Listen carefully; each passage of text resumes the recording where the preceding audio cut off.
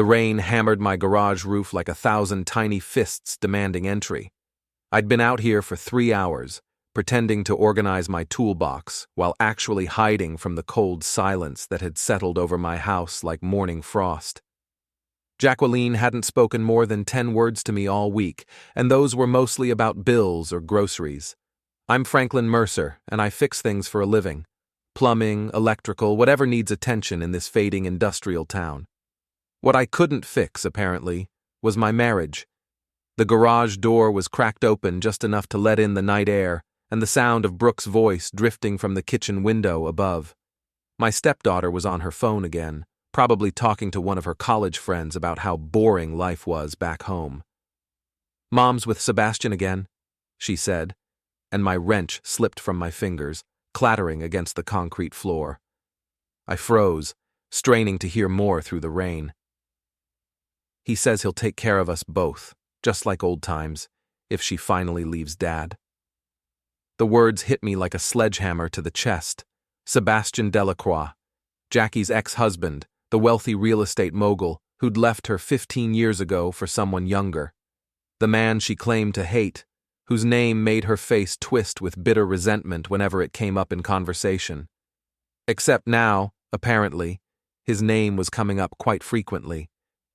I crept closer to the window, my heart pounding so loud I was sure it would give me away. Brooke's voice carried clearly now, filled with a smugness I'd never heard before. "She thinks he's being so generous, helping with my tuition and everything. But we both know what he really wants." A pause, then cruel laughter. "Poor Frank has no idea.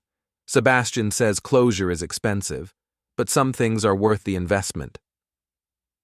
Closure. That word had been Jackie's favorite lately. She needed closure with her past, closure with her career disappointments, closure with her ex-husband to move forward with our life together. What a fool I'd been. I stood there in my garage, surrounded by the tools of my trade, and realized I'd been the only one actually trying to fix anything. While I'd been patching leaks and replacing broken fixtures, my wife and stepdaughter had been orchestrating the demolition of everything I'd built. The rain kept falling, but I barely heard it anymore. All I could hear was Brooke's voice, casual and calculating, discussing my destruction like it was a weekend shopping trip. 20 years of marriage, 18 years of raising her daughter like my own, countless nights working overtime to pay for Brooke's private school, her car, her college applications, the house I'd bought and renovated with my own hands, thinking I was building something permanent. All of it, apparently, just a temporary inconvenience while they waited for Sebastian to decide he wanted his old life back. I picked up my wrench and gripped it tight, feeling the familiar weight of good steel in my palm. Some things, once broken, couldn't be fixed, but that didn't mean you couldn't take them apart properly, piece by piece, until nothing remained but scattered components and empty space. The rain was letting up, and I heard Brooke ending her call. Time to head inside and pretend I hadn't heard anything. Time to start paying attention to details I'd been too trusting to notice before. Because if my wife wanted closure, I was going to make sure she got exactly what she was asking for. The next morning arrived gray and bitter, matching my mood perfectly. I sat at our kitchen table, watching Jackie rush around in her expensive real estate blazer, the one she'd bought after landing her new job at Prestige Properties 6 months ago. The same time I now realized that she'd started working late and taking mysterious phone calls. "I'll be showing houses all day," she announced without looking at me, grabbing her purse from the counter. "Don't wait up tonight." "Another late one?" I asked, keeping my voice neutral while I stirred my coffee. "The market's competitive, Franklin. You wouldn't understand." Brooke wandered in wearing her college sweatshirt, looking fresh and innocent. Amazing how different someone could seem once you knew what they were really thinking. "Morning, Dad," she said, and the word felt like sandpaper against my ears. "Morning, sweetheart. Need a ride anywhere today?" She exchanged a quick glance with Jackie. "Actually, Mom's dropping me off at campus on her way to work." That's nice of her. Quite a detour, though. It's fine, Jackie said quickly. We need to discuss her spring semester anyway. I nodded and smiled, playing the role of the oblivious husband while my mind catalogued every micro-expression, every nervous gesture. They were good, I had to give them that, but they weren't good enough. After they left, I walked through our house with new eyes. The home I'd spent 3 years renovating, installing custom cabinets and refinishing hardwood floors. Every room held memories of the life I thought we were building together. In our bedroom, I started with Jackie's dresser. Nothing obvious in the drawers, but tucked behind her jewelry box, I found what I was looking for. A second phone, sleek and expensive. My hands shook slightly as I powered it on. No password protection, arrogant or careless, I couldn't decide which. The text messages told the whole story. Sebastian, Jackie darling, yesterday was perfect. I've missed having you in my arms. Jackie, I've missed you too, but we have to be careful. Franklin can't know until everything's arranged. Sebastian, don't worry about Franklin. Once the papers are signed, he'll be yesterday's news. Brooke's been very helpful with our arrangements. Jackie, she's excited about the opportunities you're offering, a full scholarship and that internship at your company. Sebastian, she's earned it. Not every daughter would be so understanding about her mother's happiness. The messages went back weeks, detailed plans about meeting locations, careful timing to avoid suspicion, and Brooke's eager participation in every deception. My stepdaughter hadn't just been driving Jackie to these meetings, she'd been coordinating them. I scrolled through more messages, each one a small knife twist. Sebastian's promises about their future together, Jackie's complaints about our marriage, our house, our life, Brooke's updates about my schedule, ensuring I'd never accidentally discover their meetings. The most recent message was from yesterday. Same time tomorrow? Brooke says Franklin will be working late on the Henderson job. Tomorrow, which meant today they thought they were safe. I copied the most damning messages to my own phone, then carefully returned Jackie's burner to its hiding place. Everything had to look exactly as I'd found it. The rest of the day crawled by like a wounded animal. I went through the motions of work, fixing a broken water heater for Mrs. Patterson and replacing a ceiling fan for the Johnsons. Normal problems with normal solutions, if only marriage worked the same way. That evening, I waited until Jackie left for her client dinner, and Brooke headed out to study with friends. Then I followed them. My old pickup truck wasn't much to look at, but it was quiet and forgettable, perfect for surveillance work. I parked across from the Grandview Hotel, the fanciest place in our little town, and waited. 20 minutes later, Sebastian's silver Mercedes pulled into the lot. Even from a distance, I recognized him from the newspaper photos. Tall, distinguished, wearing confidence like an expensive suit. He walked into the hotel like he owned it, which, knowing Sebastian, he probably did. Jackie's car arrived 10 minutes after that, with Brooke in the passenger seat. They sat talking for a moment before Jackie got out and smoothed her skirt. She dressed carefully for this meeting, I noticed. The blue dress I'd bought her for our anniversary last year. Brooke rolled down her window as Jackie walked toward the hotel entrance. 2 hours, Mom. I'll text if Dad calls. You're such a good daughter, Jackie replied, and they both laughed. I sat in my truck, watching my stepdaughter scroll through her phone while my wife disappeared into the hotel to meet her ex-husband. The betrayal was complete and casual, choreographed with the efficiency of long practice.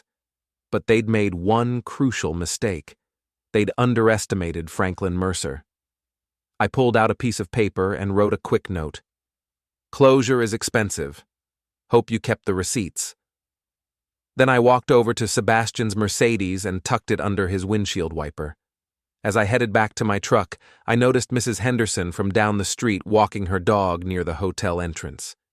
She saw me and waved, then pulled out her phone. Small towns meant small secrets, and I had a feeling mine were about to get much bigger.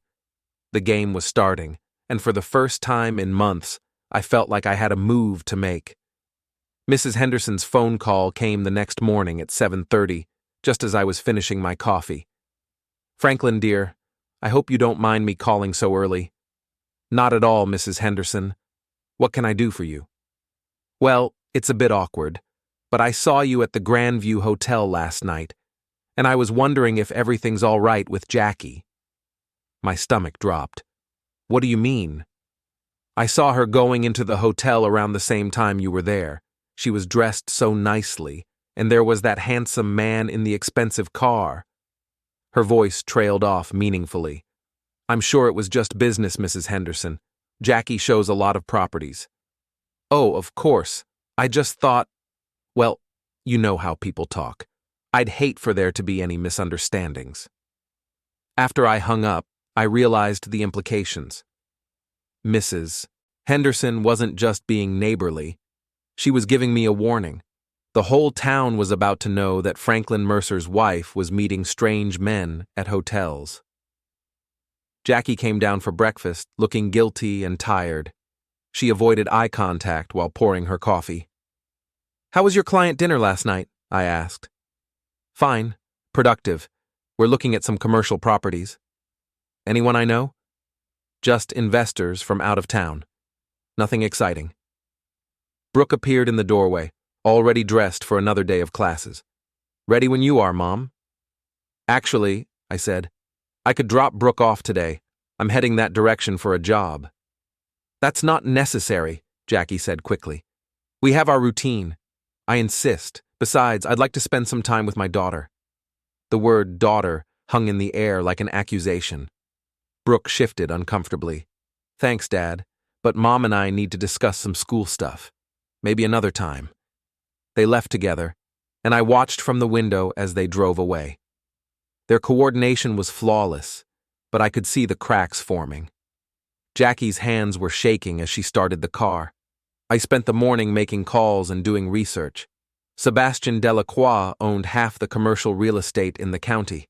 His company, Delacroix Development, had been buying up properties all over town, including, I discovered, the building where Jackie worked. More interesting was what I found about Sebastian's personal life. He was married to Margot Delacroix, a sharp-featured woman who ran her own investment firm. Their wedding announcement from 5 years ago described her as brilliant and ruthless in equal measure. I wondered if Margot knew about her husband's renewed interest in closure. That afternoon, I decided to get some answers. Jackie was hosting an open house at a property on Elm Street, according to the listing I'd found online. Perfect opportunity for a surprise visit. The house was a modest colonial, nothing like the mansion Sebastian probably lived in. Jackie was in the living room, chatting with a young couple about mortgage rates and neighborhood schools. She looked professional and competent, every inch the successful real estate agent, until she saw me walk through the front door. "Franklin, what are you doing here?" "Thought I'd stop by and see how business is going. This is a nice property." The young couple looked between us uncertainly. "I'm sorry," Jackie said to them. "This is my husband. Franklin, I'm with clients right now." "Don't mind me. I'll just look around." I wandered through the house, noting the recent renovations and quality fixtures. In the master bedroom, I found Sebastian examining the crown molding with the expertise of someone who owned a construction company. "You must be Franklin," he said, extending his hand. "Sebastian Delacroix. I've heard so much about you." His grip was firm and confident. Everything about him screamed money and power, from his Italian leather shoes to his perfectly styled hair. "All good things, I hope." "Jackie speaks of you often. She's very fond of you." "Fond." I repeated the word like it tasted bitter. "That's one way to put it. I understand you're a contractor. This house has some interesting architectural details." "I notice things," I agreed.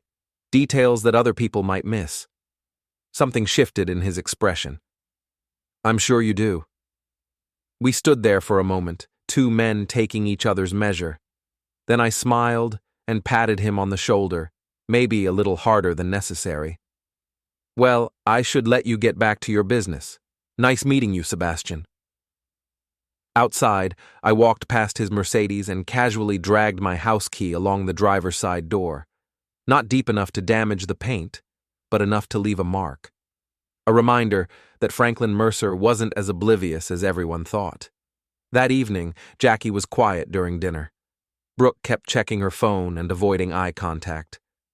How was the open house? I asked. Fine. We had several interested parties, including that Sebastian fellow. Seems like a nice guy. Jackie's fork clattered against her plate. You met Sebastian? Briefly. He was very complimentary about you. Said you speak of me often. It was just professional conversation, Franklin. I'm sure it was, although he seemed to know quite a bit about our personal life for a casual business acquaintance. Brooke's phone buzzed, and she glanced at it quickly. I need to study. May I be excused? After she left, Jackie and I sat in uncomfortable silence. Finally, she spoke. Franklin, I think we need to talk. About what? About us. About where this marriage is going. I thought it was going fine, although I have been wondering about your late nights lately. My work is demanding right now. I'm sure it is. All those client dinners and property showings must be exhausting. She studied my face, trying to read my expression. What's that supposed to mean? Nothing at all, Jackie. I'm just proud of how dedicated you've become, so focused on closure. The word hit its target. She flinched slightly, then recovered. I'm going to bed. We can discuss this tomorrow. After she left, I sat alone at our kitchen table, planning my next move. They thought they were so clever, so careful, but every scheme had weak points, and I was starting to find theirs. The phone rang, interrupting my thoughts. Unknown number. Franklin Mercer? The voice was female, cultured, with just a hint of steel underneath. Speaking. This is Margot Delacroix. I believe we need to talk. Margot Delacroix suggested we meet at Rosie's Diner on the edge of town, a place where neither of us was likely to be recognized. I arrived first and chose a corner booth with a clear view of the entrance. Old habits from my army days. Always know your exits. She walked in precisely on time, and I recognized her immediately from the photos I'd found online. Tall and elegant, with silver hair pulled back in a perfect chignon. Everything about her spoke of money and education, but there was something predatory in her pale blue eyes. Franklin? She slid into the booth across from me without waiting for confirmation. Thank you for meeting me. I have to admit, Mrs. Delacroix, I'm curious about what Sebastian's wife wants to discuss. Please call me Margot, and I think you know exactly what we need to discuss. The waitress appeared, and Margot ordered black coffee. I asked for a refill on mine. We sat in silence until we were alone again. How long have you known? She asked. About the affair? A few days? About your husband's character? I'm getting a clearer picture by the hour. Sebastian thinks he's very clever. He's been planning this reunion with Jackie for months. And you're just going to let it happen? Margot's smile was sharp as a blade. I didn't say that. She opened her purse and pulled out a manila folder, sliding it across the table. Inside were photographs, bank statements, and what looked like legal documents. Sebastian has been moving money into offshore accounts, she said, preparing to leave me and marry Jackie. He thinks I don't know about any of it. I studied the documents. The amounts were staggering, millions of dollars being transferred to accounts in the Cayman Islands. Why are you showing me this? Because we both have something to lose, Franklin, and we both have something to gain by working together. What exactly are you proposing? Sebastian is using my money to finance his escape with your wife. Money from my family's investments, my business connections. He plans to leave me with nothing while he starts fresh with Jackie and her daughter. So you want revenge. I want justice, and I want my money back. I closed the folder and leaned back in the booth. What makes you think I'd be interested in helping you? Because you're angry.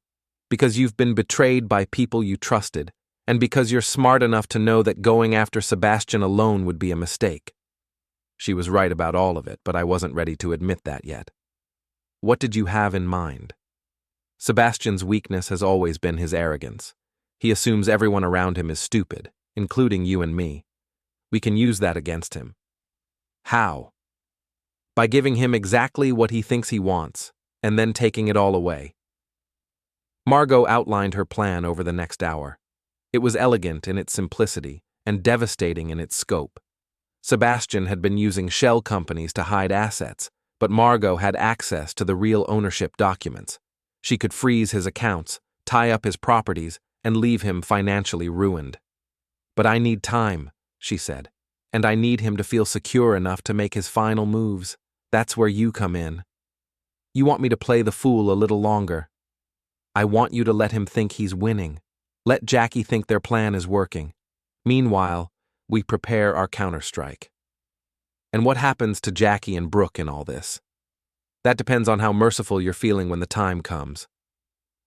I thought about Brooke's laughter on the phone, her casual cruelty as she discussed my destruction. I thought about Jackie's lies, her careful deceptions, the way she'd used my love against me. I'm not feeling particularly merciful. Good. Neither am I. We shook hands across the diner table, two betrayed spouses forming an alliance built on shared fury and careful planning. One more thing, Margot said as we prepared to leave. Sebastian is planning something big for next week, a grand gesture to prove his commitment to Jackie. What kind of gesture? He's going to ask her to leave you publicly, at the Rotary Club dinner. He wants to make a statement about their love being worth any sacrifice. The Rotary Club dinner was the social event of the season in our small town. Everyone would be there, business leaders, politicians, half the population of our county. He wants to humiliate me in front of the entire town. That's exactly what he wants. The question is, are you going to let him? I smiled, and Margot smiled back. We understood each other perfectly. I think Sebastian's in for quite a surprise. I think you're right. As we left the diner, I felt something I hadn't experienced in weeks. Hope. Not for reconciliation or forgiveness, but for something much more satisfying. Sebastian Delacroix wanted to play games with other people's lives. It was time to show him what happened when those people decided to play back. The week leading up to the Rotary Club dinner passed like a carefully choreographed dance. Jackie grew more distant each day, spending longer hours at the office and taking mysterious phone calls that she claimed were work-related. Brooke became increasingly smug, dropping hints about exciting changes coming to our family. I played my role perfectly, the oblivious husband, too focused on his blue-collar work to notice the sophisticated maneuvering happening around him. I fixed leaky pipes and installed ceiling fans while my wife and stepdaughter planned my public humiliation. But I was busy too, just not in ways they could see. My first stop was the bank, where I met with Tom Morrison, the manager who'd handled our accounts for 10 years. Franklin, good to see you. What can I do for you today? I need to make some changes to our joint accounts, Tom. Nothing dramatic, just some reorganization. Of course. What did you have in mind? I pulled out the paperwork I'd prepared.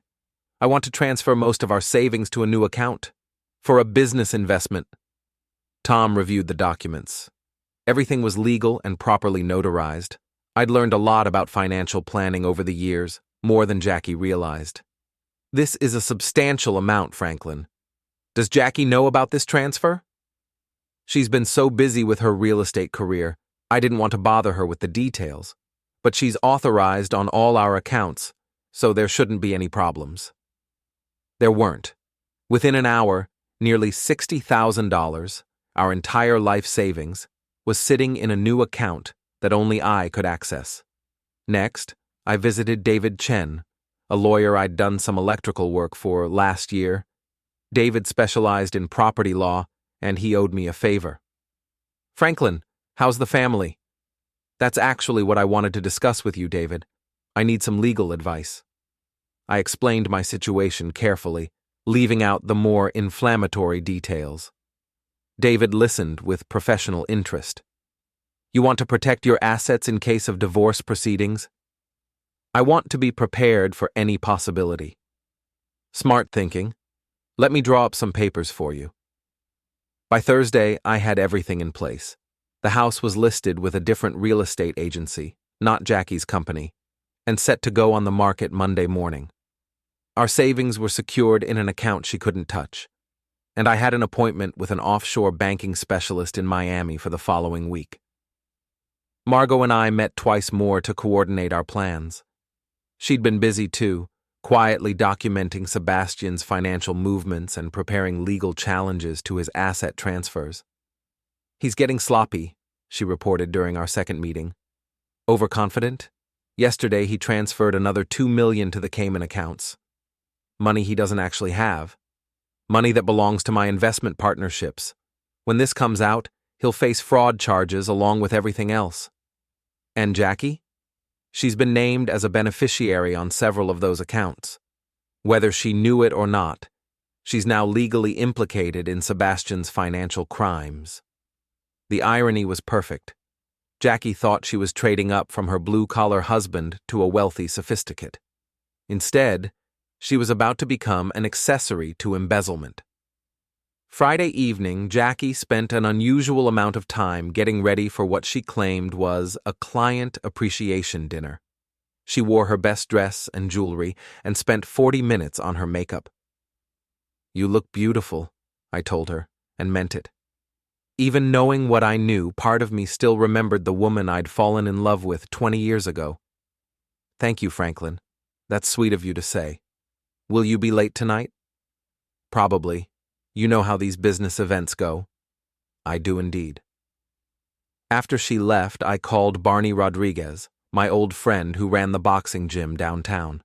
Barney had been asking me to help with some electrical repairs, and tonight seemed like the perfect time to start the work. "Frank, thought you'd forgotten about us." "Just been busy, Barney. But I've got some time tonight if you want to tackle that wiring project." "Absolutely. Come on down." The gym was nearly empty when I arrived, just a few dedicated fighters working the heavy bags. The familiar smell of sweat and leather was oddly comforting. "So what's really going on, Frank?" Barney asked as we examined the outdated electrical panel. "You sound like a man with something on his mind." Barney had known me for 15 years. We'd served together overseas before settling in the same small town. He could read me better than most people. "Jackie's having an affair." "Ah, hell. I'm sorry, man. It gets worse. Brooke's helping her." Barney was quiet for a long moment. "What are you going to do about it?" "I'm going to make them wish they'd been honest with me from the start." "Need any help?" "Just keep doing what you're doing. Be my friend. I might need one before this is over." We worked on the wiring for 2 hours, and the physical labor felt good. There was something satisfying about fixing things that were actually broken, solving problems that had clear solutions. When I got home, Jackie's car was already in the driveway. I found her in the kitchen, looking flushed and guilty. "How was your dinner?" I asked. "Fine. Boring, actually. Lots of talk about market trends and interest rates." "Sounds riveting. I spent the evening at Barney's gym, helping with some repairs." "That's nice, dear." She kissed my cheek and headed upstairs, claiming exhaustion. I stayed in the kitchen, making final preparations for tomorrow night's Rotary dinner. Sebastian thought he was going to humiliate me in front of the entire town. He was half right. Someone was definitely going to be humiliated tomorrow night. But it wasn't going to be Franklin Mercer. The Rotary Club dinner was held at the Grandview Hotel's ballroom, the same building where Jackie had been meeting Sebastian for weeks.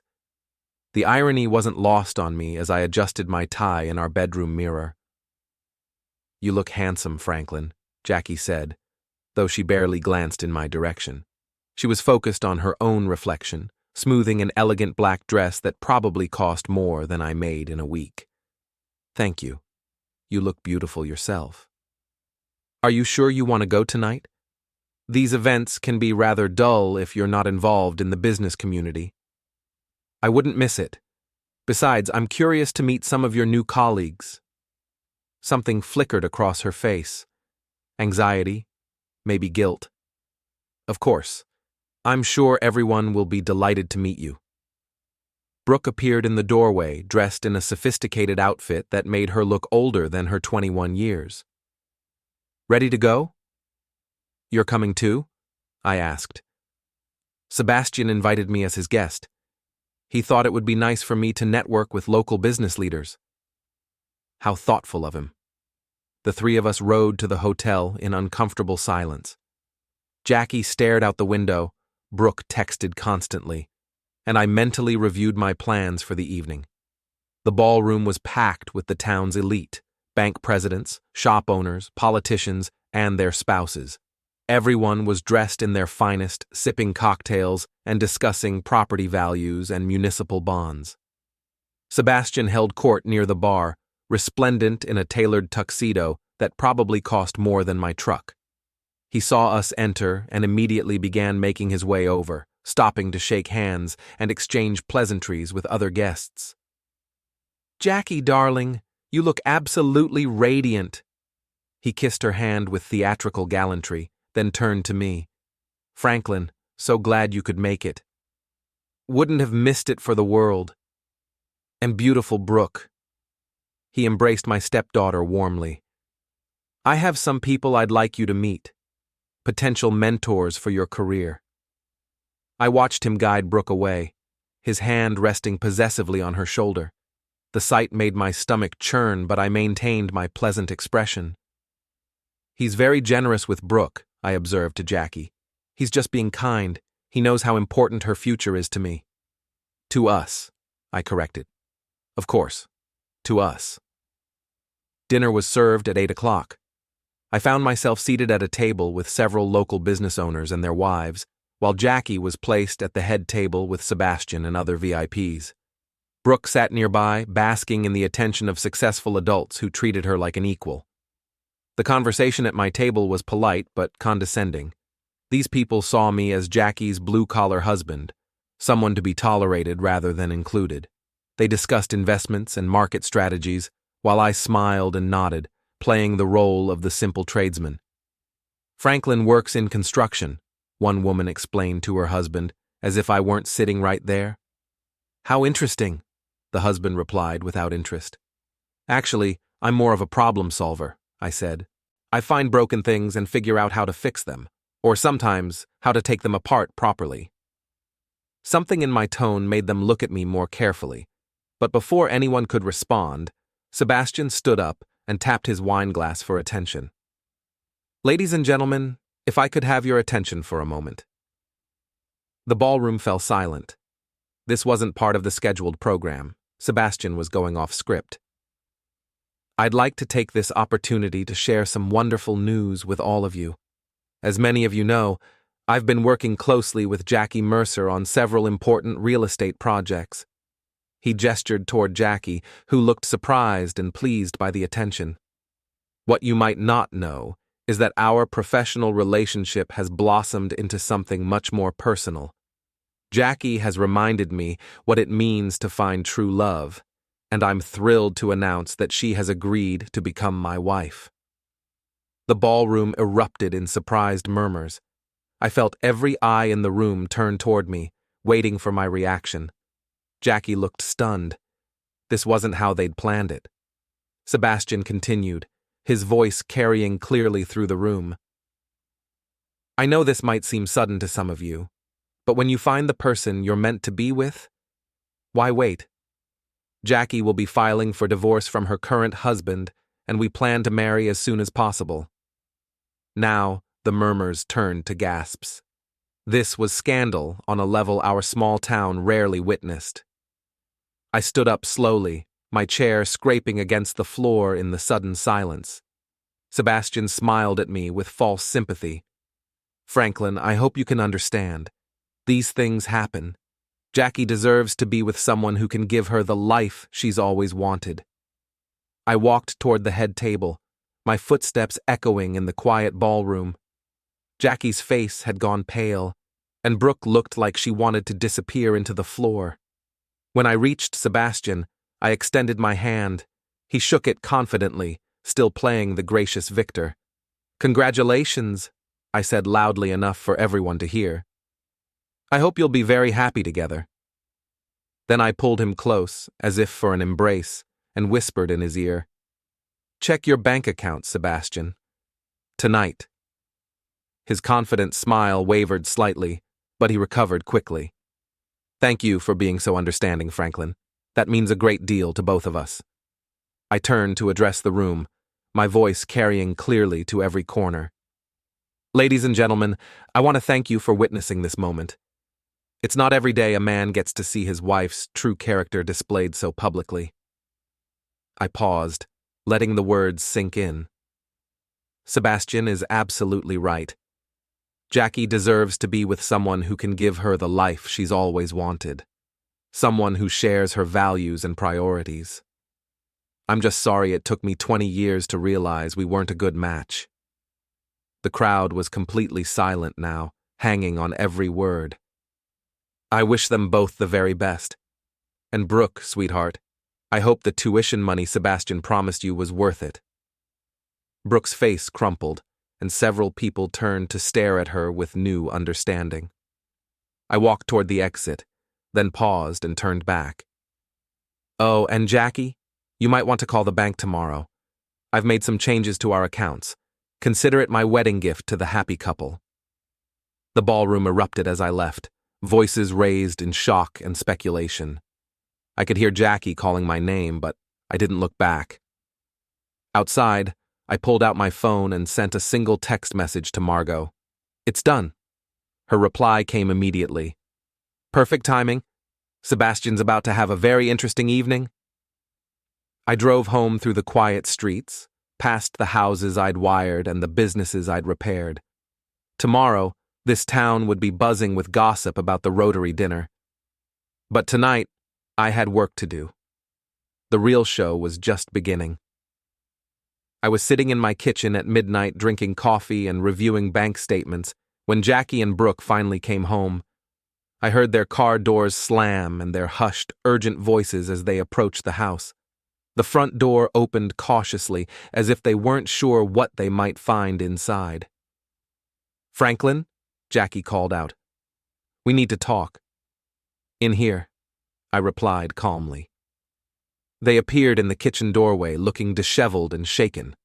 Jackie's perfect makeup was smeared, and Brooke's sophisticated composure had completely crumbled. "What did you mean about the bank accounts?" Jackie demanded, though her voice lacked its usual authority.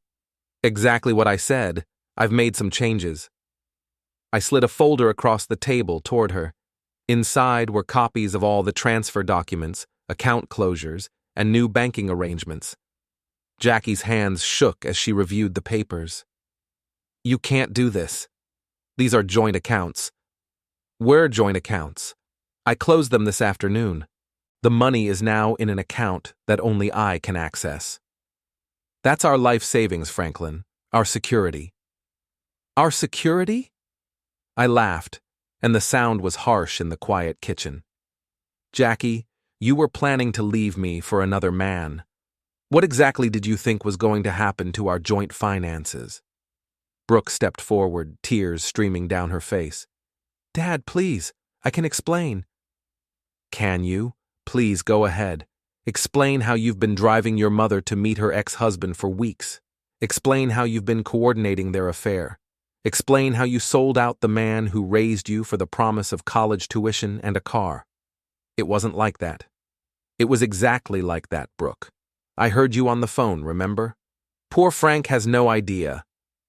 Those were your words. Jackie sank into a chair, the full scope of the situation finally hitting her. "How long have you known?" "Long enough to make preparations. Did you really think you could plan my destruction right under my nose and I'd never notice?" "We weren't trying to hurt you, Franklin." "No, you were just trying to replace me. Much more civilized." My phone rang, interrupting our confrontation. Sebastian's name appeared on the caller ID. "Excuse me," I said, answering with false cheerfulness. "Sebastian, how are you enjoying your evening?" His voice was tight with barely controlled panic. What did you do, Franklin? I'm not sure what you mean.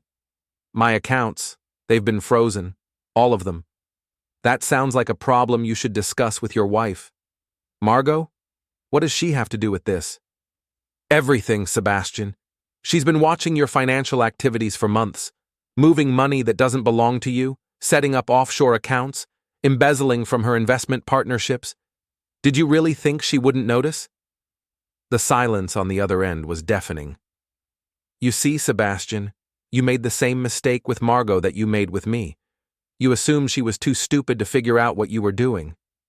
This isn't over, Franklin. Actually, it is. Margot's lawyers are filing fraud charges tomorrow morning. The FBI will be very interested in your Cayman Island accounts. I hung up and turned back to Jackie and Brooke, who had been listening to my side of the conversation with growing horror. FBI? Jackie whispered. Sebastian has been stealing money from his wife's business to finance your new life together. Unfortunately for you, your name is on several of those accounts.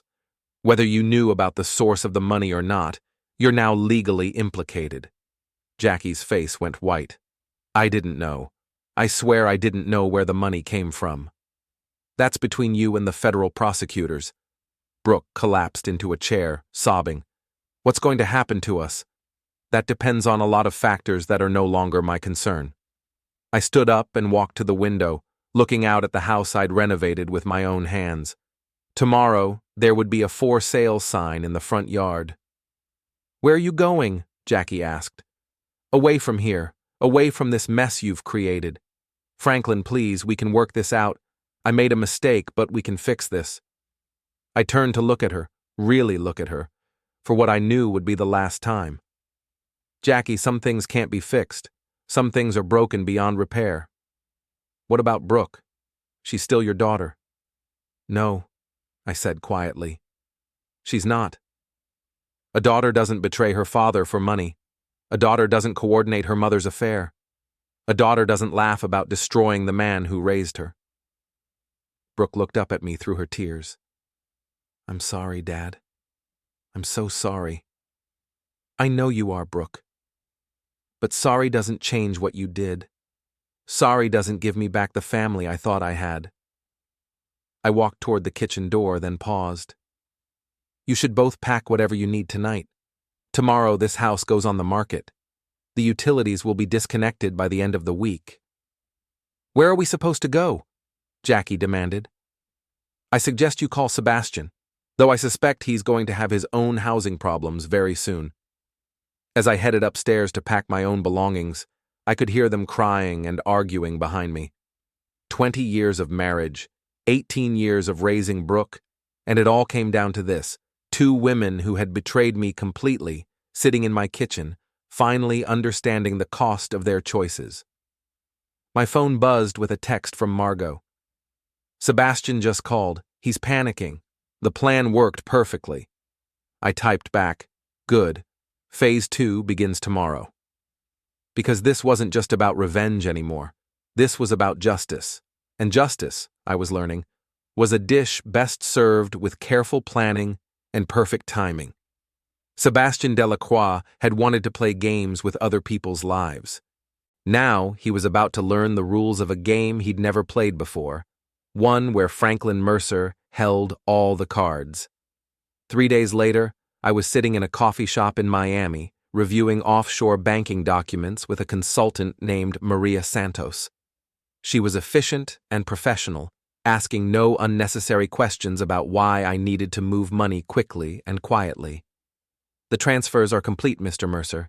Your funds are now secure and completely legal. The accounts are in your name only, and the paperwork is properly filed with all relevant authorities. Thank you, Maria. I appreciate your discretion. Of course. Will there be anything else? Actually, yes. I'd like to set up a small trust fund. Nothing elaborate, just something that will pay for college tuition and living expenses for a deserving student. I slid a piece of paper across the table with Brooke's information on it. The beneficiary should receive monthly payments sufficient to cover her education, but only if she maintains good grades and stays out of legal trouble. If she fails to meet those conditions, The money should be donated to charity. Maria reviewed the details. This is very generous, Mr. Mercer. It's complicated. Let's just say I want to make sure she has a chance to become a better person than she is right now. After finishing my business in Miami, I drove back to our small town to tie up the last loose ends. The house had already received multiple offers. Apparently, my renovation work had been better than I'd realized. I accepted a cash offer that was $15,000 over asking price. The buyer was Margot Delacroix. We met at the closing to sign papers and exchange keys. She looked elegant and satisfied, like a woman who had successfully concluded a difficult business transaction. I hope you'll be happy here, I said as we shook hands. I think I will be. It's a well-built house. You do excellent work, Franklin. What's the latest on Sebastian? He's been arrested. Federal charges for embezzlement, fraud, and money laundering. His lawyer thinks he'll get 8 to 10 years. And Jackie? She's cooperating with prosecutors, testifying against Sebastian in exchange for immunity. Apparently, she really didn't know about the source of the money. That sounds like Jackie, always willing to make a deal. She and Brooke are living in a small apartment across town. Brooke had to drop out of college, couldn't afford the tuition. I thought about the trust fund I'd established, the monthly payments that would start as soon as Brooke re-enrolled in school and proved she was serious about her education. People make choices, I said. Sometimes they get second chances. Margot studied my face. You're not as hard as you pretend to be, Franklin Mercer. Hard enough. Where will you go now? Somewhere warm, somewhere I can start over. Any regrets? I considered the question seriously. I regret that it came to this. I regret that people I loved chose to betray me. But I don't regret fighting back. Good. A man should never regret defending himself. We parted ways in the parking lot of the lawyer's office. Margot drove away in her Mercedes, and I climbed into my pickup truck for the last time. Tomorrow, I'd be trading it in for something more suitable for long-distance travel. That evening, I stopped by Barney's gym to say goodbye. He was working with a young fighter, teaching him how to protect himself while looking for openings. The secret, Barney was saying, is patience. You wait for your opponent to make a mistake, then you make them pay for it.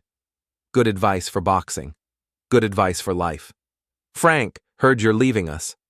Time to move on, Barney. Thanks for everything. You did what you had to do, brother. No shame in that. We shook hands, and I walked out of the gym into the cool evening air.